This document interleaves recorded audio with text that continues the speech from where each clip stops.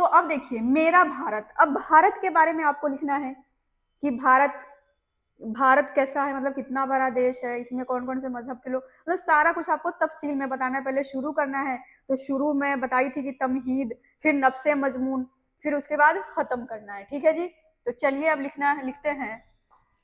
मेरा भारत के ऊपर लिखना है मजमून। तो देखिए पहले लिखना है आपको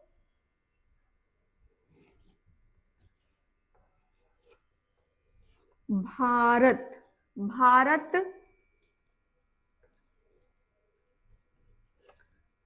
भारत कदीम और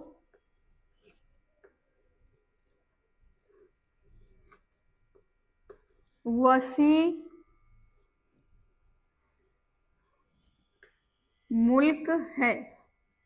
भारत क्या है?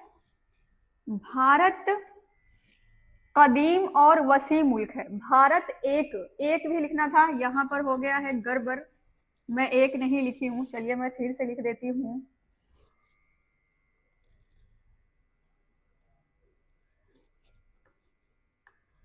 भारत एक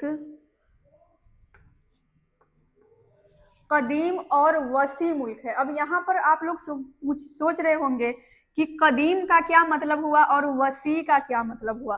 तो कदीम का मतलब हुआ पुराना और जदीद का मतलब होता है नया।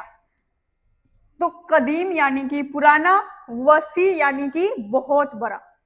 तो कदीम, भारत एक कदीम और वसी मुल्क है, यानी कि पुराना और बहुत बड़ा मुल्क है। ठीक है जी।